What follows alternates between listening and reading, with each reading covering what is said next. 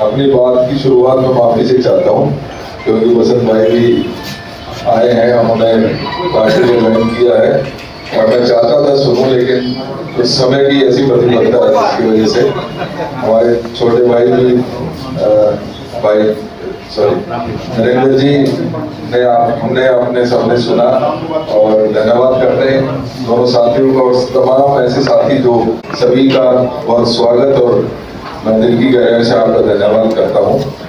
और जैसा मैं कह रहा था कि मेरे छोटे भाई और राजस्थान से 2 बार के विधायक भी हैं, आपके क्षेत्र में ही अपना घर बार छोड़ के आपके लिए यहाँ पर आए हैं। उनको भी बोलना था, लेकिन माफी चाहते हुए अपनी बात को आगे बढ़ाता हूँ और विशेष धन्यवाद करता हूँ आदरणीय हमारे राज्यपाल गौतम जी का, जो दलितों की, पिछड़ों की बहुत बुलंद आवाज के रूप में न सिर्फ जाने पहचाने जाते हैं, बल्कि उनके लिए लगातार जो भी हर संभव प्रयास, किस तरीके से बराबरी का दर्जा जो सभी का हक है, जो बाबा साहब अम्बेडकर जी ने अपने कॉन्स्टिट्यूशन में, हमारे कॉन्स्टिट्यूशन में देने का काम किया है, उसको जिस तरीके से पिछले कुछ सालों से ये मौजूदा सरकारें उसको कमजोर करने की कोशिश कर रहे हैं। एक ऐसी लड़ाई राज्यपाल गौतम जी पूरे देश में लड़ रहे हैं।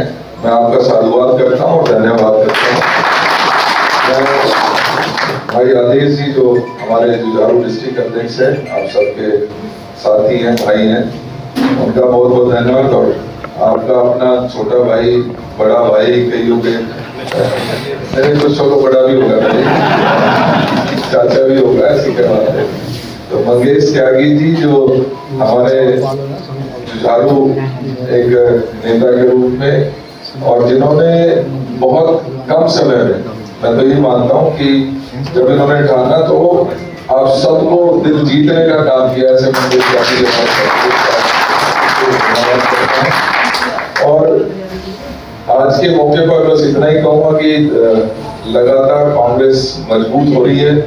मुझे खुशी है कि आप लोग नरेंद्र भाई बसंत जी और जयप्रकाश जी साथियों, मैं तो विशेष धन्यवाद करता हूँ, क्योंकि इस समय एक बदलाव की बयार पूरी दिल्ली में चल रही है। उसका कारण, जैसा कि राज्यपाल जी ने कहा या नरेंद्र सोनी जी ने कहा, कि एक उम्मीद के साथ इस आम आदमी पार्टी को चुना था कि सबको बराबरी का दर्जा मिलेगा।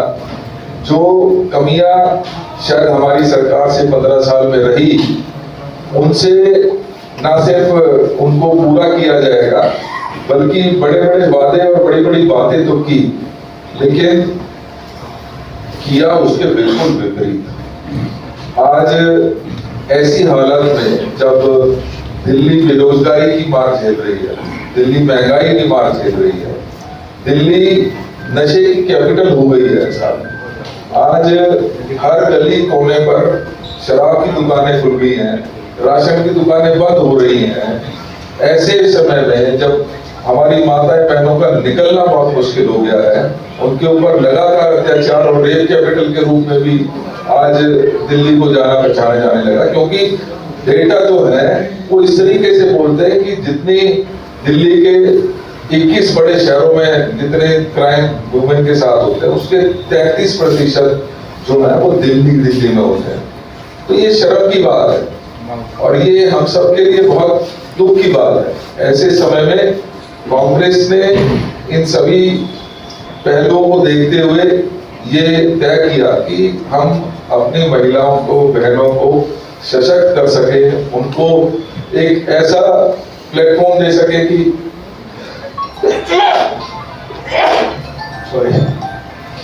उनको सशक्त कर सके और उनको जो आज रसोई चलाना बहुत मुश्किल हो गया है, उसको आसान कर सके। उसमें एक छोटी सी पहल, हर महीना महिलाओं को 2500 रुपए उनके खाते में डालने का फैसला हमने किया। और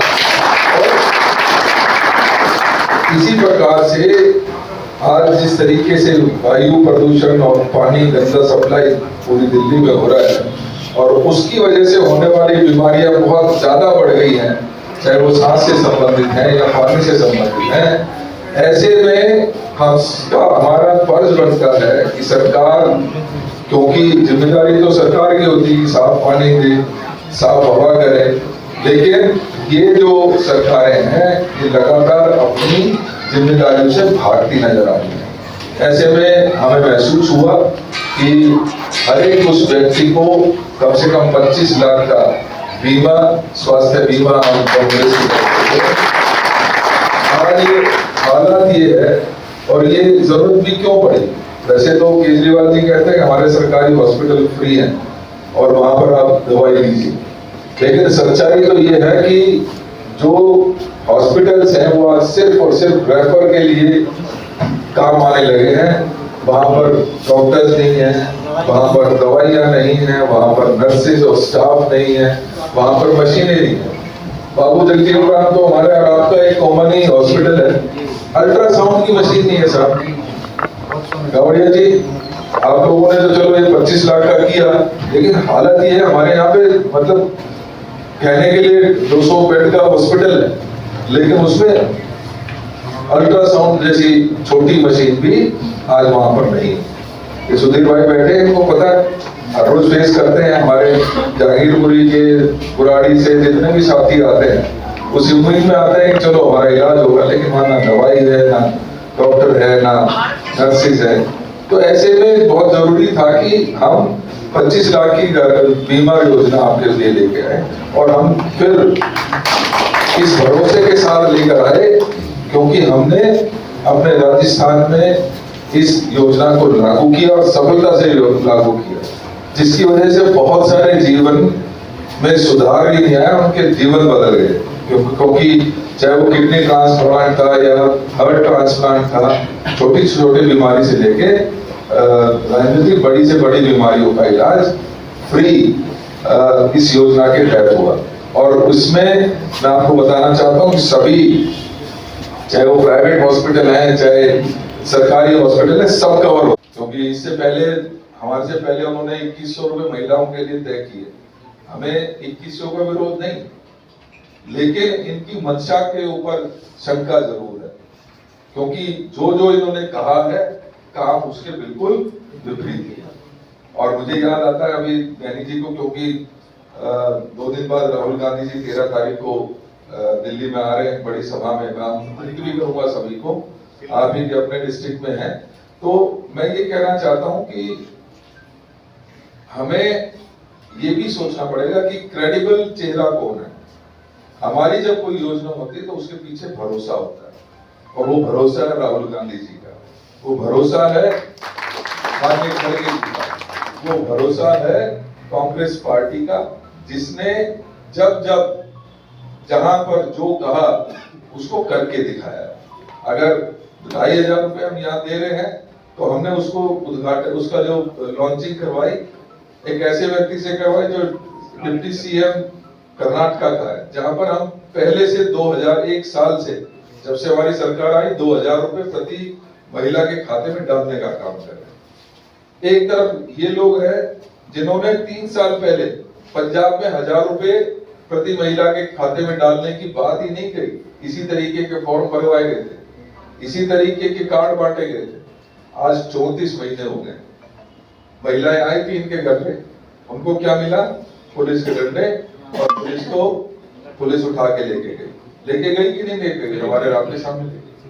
उसी दिन पंजाब के मंत्री, पंजाब के एमपीज और विधायकगण जो थे हमारी पार्टी के, वो भी विजय चौक पर पहुंचे थे इसी डिमांड के साथ कि भैया आप धोखा देने का काम कर रहे हो। आप, हमने उनका धन्यवाद किया कि आप लोगों ने कम से कम हमें आगाह किया, हमारी माता बहनों को धोखा देने का जो ये काम कर रहे हैं, जो पहले भी लगातार करते रहे, तो उससे आगाह किया, हमने उनका भी धन्यवाद किया।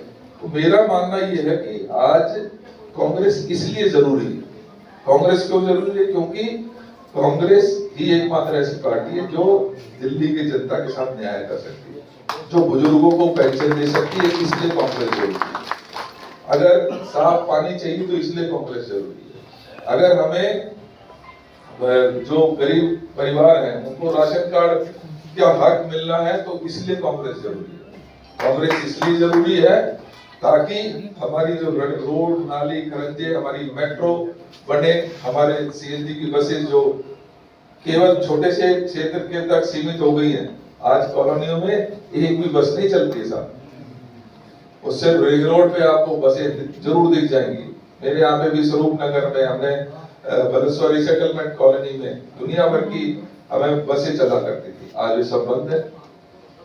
तो ये हमारा मानना है कि ऐसे समय में कांग्रेस का हाथ आप लोगों ने थाना भाई खमा भाई जी, हम आपसे वादा करते हैं, यही एकमात्र ऐसी पार्टी है जो हमेशा सामाजिक न्याय भी करती है, पिछड़ों को उनका उचित प्रतिनिधित्व भी देती है, उनको सम्मान भी देती है और उनका जो हक है उसको देने का काम करती है। तो हम इस लड़ाई को आगे भी जारी रखेंगे। आपका साथ उसके लिए मेरा बहुत बहुत धन्यवाद। जय हिंद, जय भारत। आपकी